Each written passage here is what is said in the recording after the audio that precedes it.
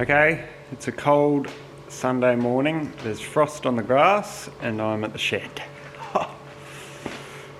I've been continuing a lamination a day.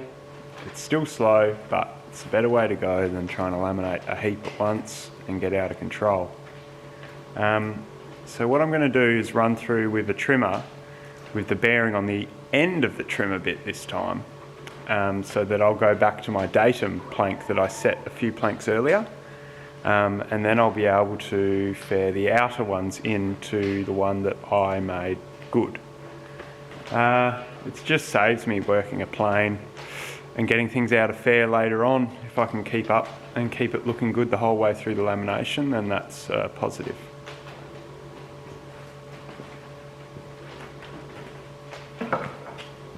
Anyone that doesn't know, this is it here.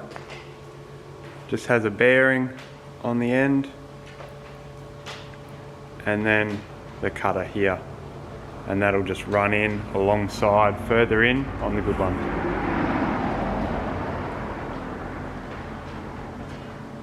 I think I've probably got maybe 6 or so left planks to do. We'll call it an optimistic 6, probably 7 or 8. But it's starting to look more like a boat, which is nice.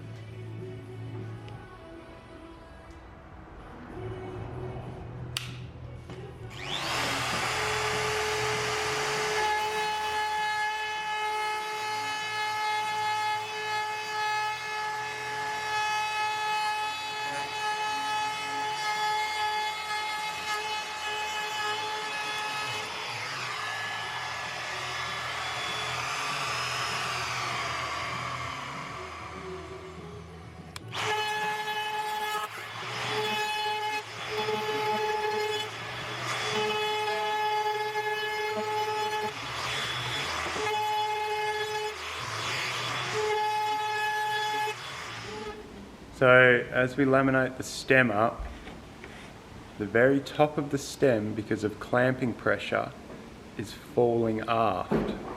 So I'm getting more pressure on my clamps than my screws, so it's gradually fallen aft. So I've made a wedge which will go up there and bring the stem back to plumb, because we're going for a plumb stem. This wedge just has marks on it at distances on how thick it should be. I got that from putting a level against the stem and measuring in each time at about 50 mil down to get my distances out, and then that reduces the wedge in. So I'll glue this wedge on, and then the next day I can do a full lamination again and our stem is back to plumb. It's either that or you take the lower bit of the stem out, but that's not what we want.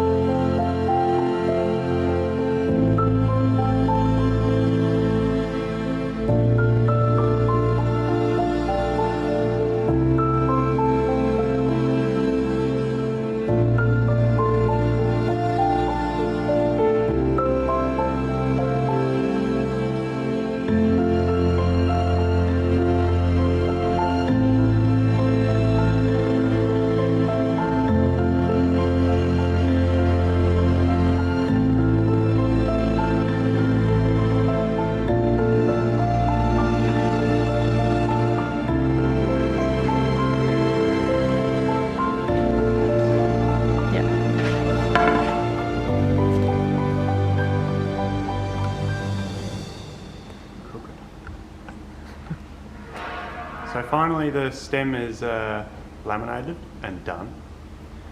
It's now time to make the cutaway, which is exciting because that creates a very large blocky piece of stem and narrows it down and makes it look quite beautiful.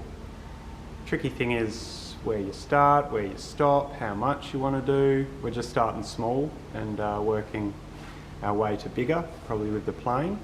So for now it's just a recipro saw working down with marks that we run either side, and we'll just shape it as we go and see how it looks, but it'd be nice to be done.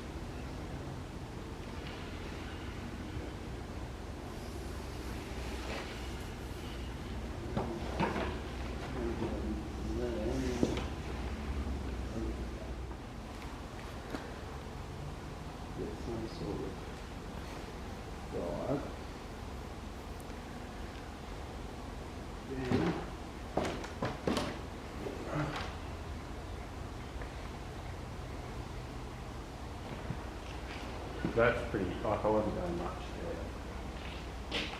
Tame. I like it pretty tame. I can always go further. Yeah. I'll just do both sides. Oh, can you pass me my board jacket? Marky bucket.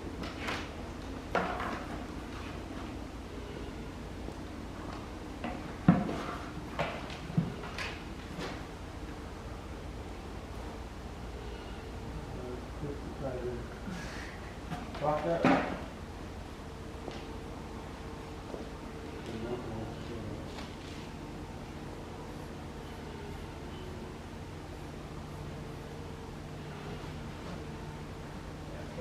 Really dry. Yeah. Really much done.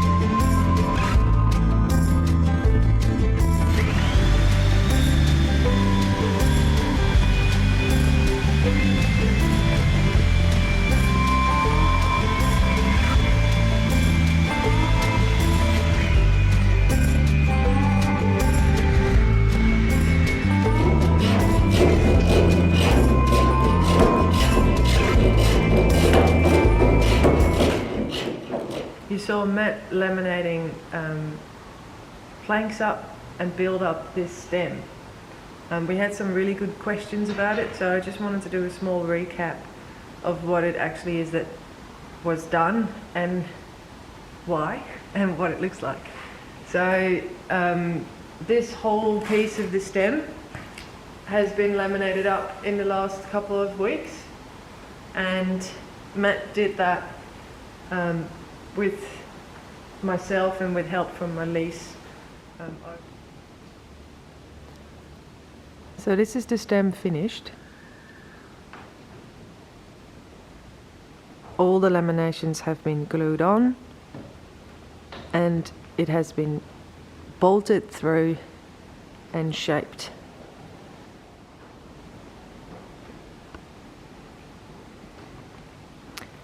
So first things first, as you can see, there is a space between the forward keel laminations, then there's an open space here, and then we have the Jarrah stern laminations, the Keel deadwood that we did a couple of episodes ago. This middle section is left open, as this is where the lead keel will be put in place.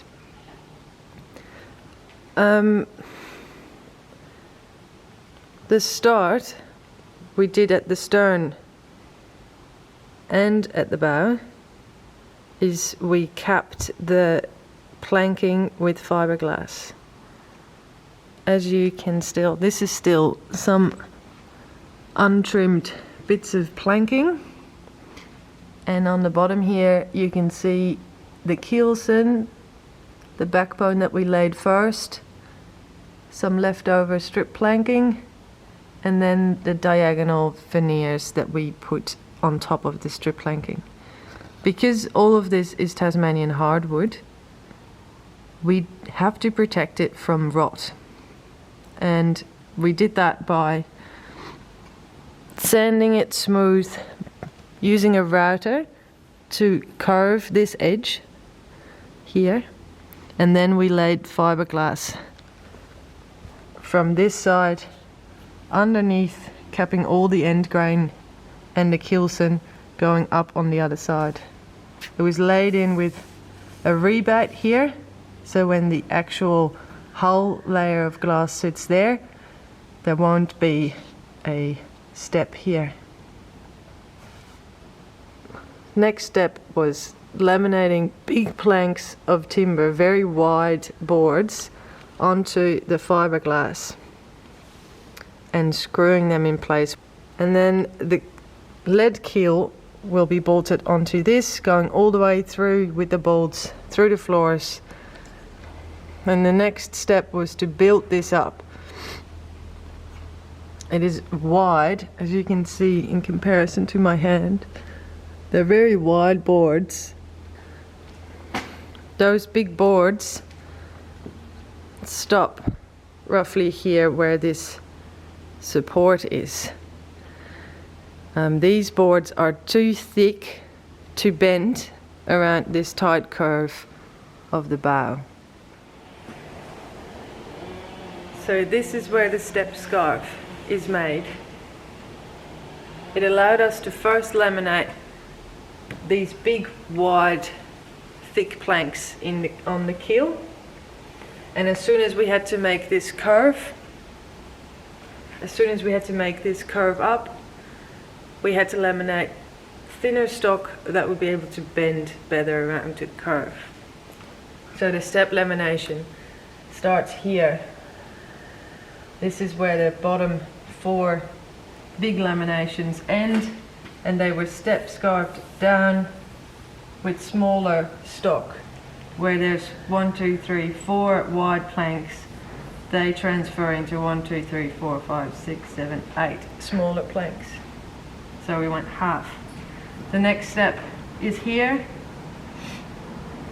another one here, another one here, another one here, and up to here. So from here onwards, all the way up to deck level is 21 smaller laminations, thinner ones that were able to bend, whereas this whole back area are very heavy, sturdy, big wide boards, and they are going to take the lead. So our lead keel is going to be notched into this wooden keel, same as on the stern, where it will notch into that big laminated deadwood made out of Jarrah.